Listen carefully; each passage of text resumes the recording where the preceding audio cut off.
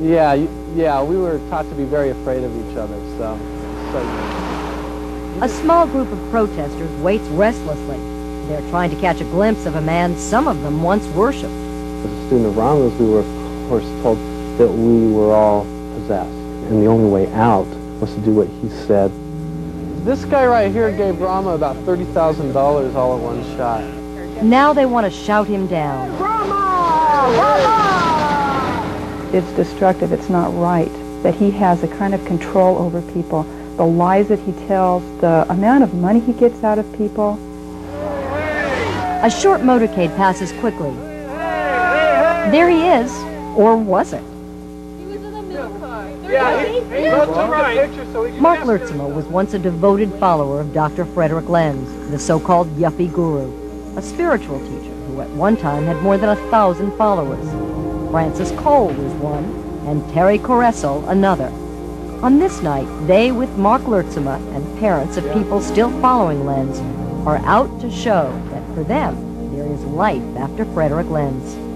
He leads you to believe that you can't really lead a successful life on your own without him being there, sending you some energy to cope with your life, that you may become nothing, maybe sell magazines in front of Macy's or be a street person in a cardboard box. That's what I thought I would be when I left.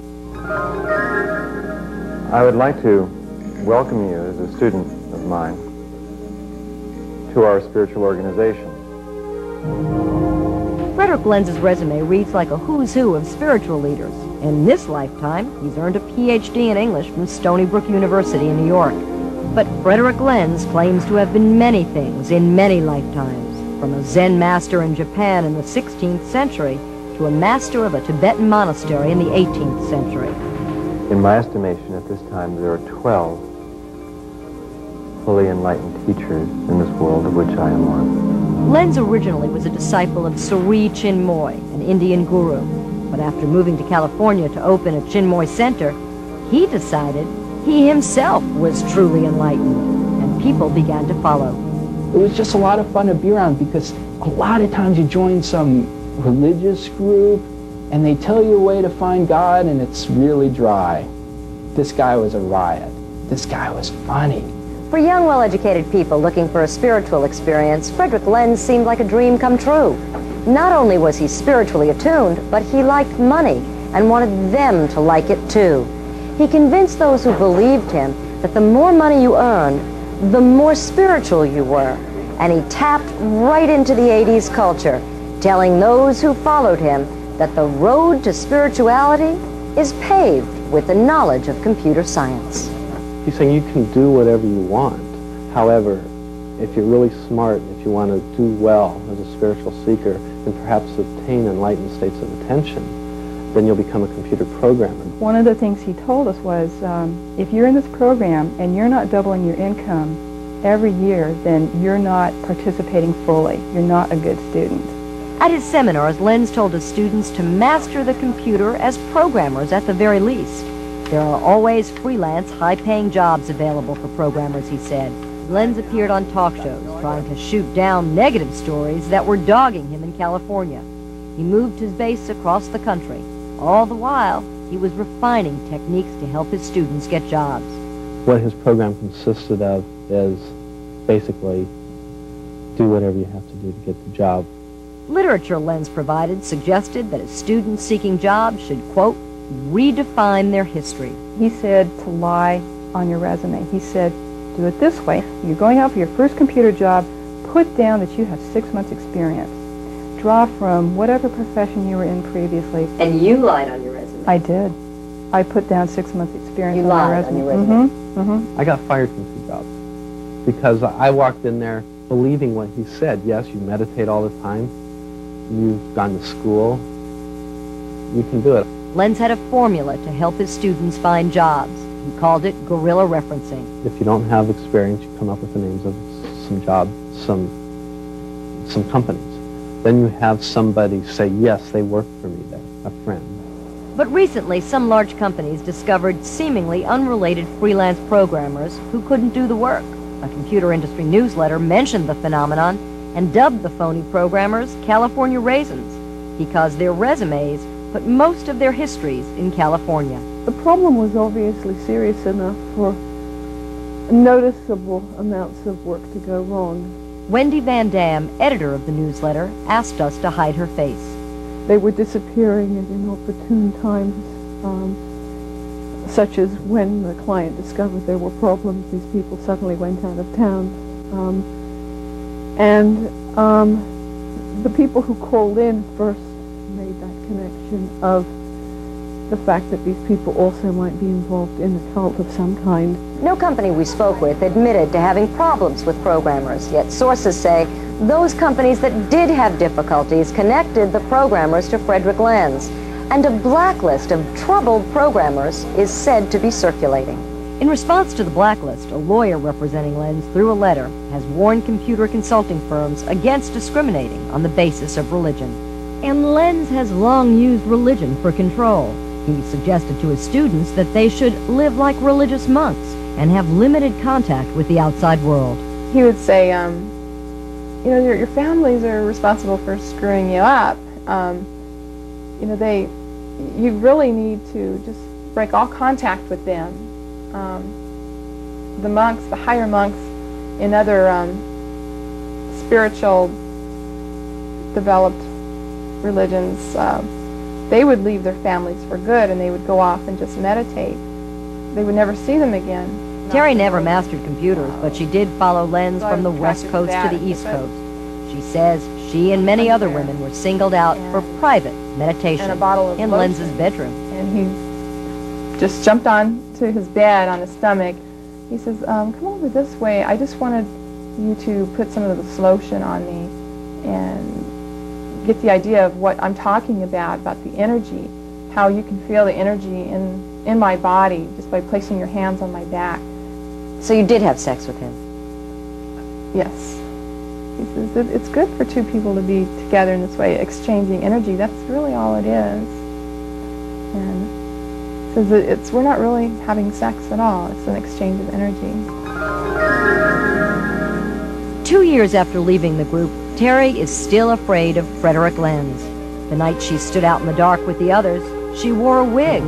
She wanted to be there, but she didn't want him to recognize her. I still have that uncomfortable feeling down deep inside that because I'm speaking against him now, that it is possible that he could give me cancer, or as I'm driving late at night alone, my car just might flip.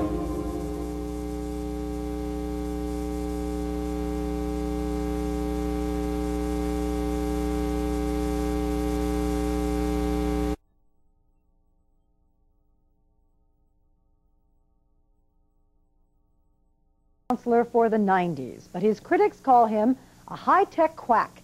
His name is Frederick Lenz. Channel 2's Marcia Kramer has more on the man and his alleged mystical powers in this Channel 2 investigation. Good. Okay, come up, mate. Come. Say! For a moment, a wave of energy sweeps through their body, and they don't know where they are, what world they're in. The man who claims to have the power to stop 5 men with a single sweep of his hand is Frederick Lenz. He calls himself Rama, and some who know him say his world is one you wouldn't want to be in. You sort of become like a zombie. It's a world of Eastern mysticism, merchandise tapes, CDs, and rock videos like this one. What is dancing? And charges that Lenz is nothing more than a crafty cult leader who controls people's minds. Joe Zimhart is an exit counselor who has helped deprogram a number of Rama followers. I just believe he's a typical sociopathic cult leader. His scheme, 1990s high-tech all the way. His gimmick is computers. His followers are urged to get high-paying computer jobs, and the more they earn and the longer they're in, the more Lenz charges for monthly seminars and meditations. Problem is, many of his followers, seen here in exclusive undercover video, become his CompuCult. I started paying like $40 and then $60, then $100. Then after a few years, it was up to like $600. And then very quickly after the $600, like within a few months, it was like $1,000. And then by the time I left, I paid one time $1,500. This woman, who didn't want to be identified, says she went $15,000 into debt to the IRS because of Rama. He at one time said it is more important to pay him the tuition than to pay your rent, your bills, the IRS. Cult awareness experts say that over the years, followers around the country have paid as much as $2,000 to $3,000 a month to attend his seminars. And the reason New Yorkers should be worried is that Rama is again concentrating his business in the metropolitan area, holding regular meetings in Westchester County at the Placid Purchase campus of the State University. Cynthia Kisser is a national cult expert. The problem with a group like Lenz's group, Rama's group, is that the members may get out of touch completely with reality, decisions about their life, their death, their finances, their family relations. They can lose total control of it. Listen to what this true believer told our undercover producer. Rama's is a full Siddha master, tantric mystic Siddha master, fully enlightened. Magic beyond anyone's comprehension, mine and everyone else. And this is Rama's line, also captured by our undercover camera. It's the promise of material success. Working every day at a job that doesn't pay much, doesn't have much in the future, is really hard. Why not do something that takes away the pain? Why not do something that creates ecstasy? Cult experts say Lenz rakes in somewhere between $5 and $10 million a year from his venture. According to former associates, that's enabled him to amass a fleet of cars and an estate in the posh community of Oldfield, Long Island, where his privacy is guarded by a fence and high-tech security system. It is to this estate that he has reportedly invited female followers for sexual pleasure. He got up and went into the bathroom and brought out, well, he was in his underwear when he came out with a bottle of lotion. Then he says, I want to have you try to feel the energy in my body. If you can put some lotion on your hands and rub it and feel it on my back. I felt very strange. I felt like I was wrapped in cotton candy and like I was in a big goo. And when he was talking to me, it was like his words were coming very slowly to me across the table. And I couldn't respond. I couldn't talk. And he knew. He seemed to know. He goes, oh, you're so high right now from my energy. It's okay. You don't have to talk. Terry quickly learned that she wasn't Rama's only conquest. This is what her roommates told her after her first night with the guru. They said, well, let's just say that we all have the same boyfriend. And that just pierced my heart. You know, it just killed me. Well, Frederick Lenz's lawyer denies all the charges raised by former members in our report. He says his client is many things: a spiritual leader, a businessman offering courses in computers and meditation, but certainly not the leader of a cult.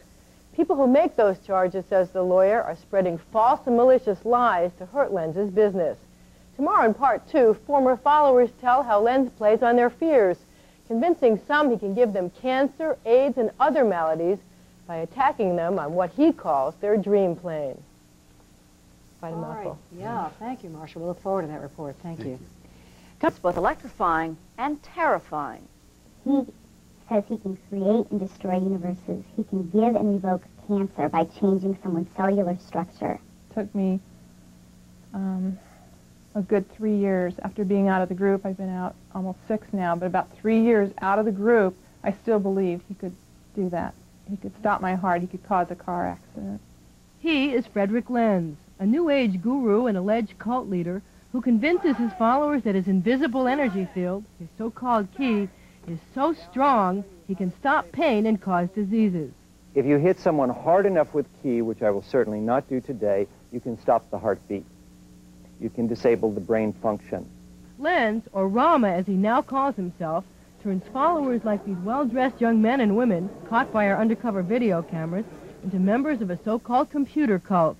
He trains them to take high-paying computer jobs so that they can pay him ever-increasing tuition. But while his gimmick is computers, his hold over them is much more emotional. He cuts you off from your family, your friends, and people you love. Who buys into his shtick? Here's what exit counselor Joe Zimhart says. The people that do have higher than average IQs. They are curious about spiritual growth. They are dissatisfied with the orthodox and the mainstream ways of spiritual approaches. Again, Rama's gimmick is computers. But with Rama's people, the computer whiz you think you hired may not be what you get. He has written a manual that explains how they should write. They should visualize their resume as a mandala. They should visualize what they have done. And he basically, I mean, in our society's terms, that's called lying. He tells them to lie. We saw a number of resumes that had a similar pattern to them. They'd lead off with a summary proclaiming expertise in whatever the latest and greatest state-of-the-art technology was. Computer consultant Sean McNeil has worked with Lenz followers. He says that by and large, they get by asking others for help.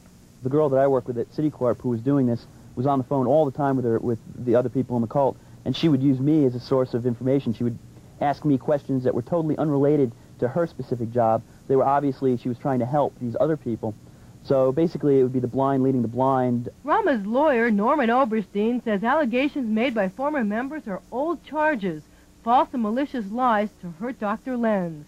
Oberstein denied everything, saying Lenz is nothing more than a businessman and spiritual leader who has never threatened anybody with anything.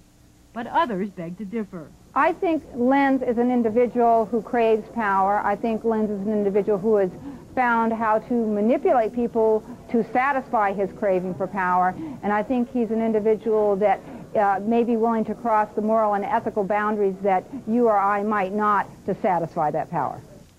For more information about Lenz and his followers, or for help in helping someone to get out of the group, you can contact the Cult Awareness Network at area code 312-267-7777. That's 312-267-7777. Or a group called Lenz Watch at 818-594-7380. That's 818-594-7380. Help is out there. Thanks, Sure. Marsha. Okay, Marsha, coming up now, we have a lot more news ahead.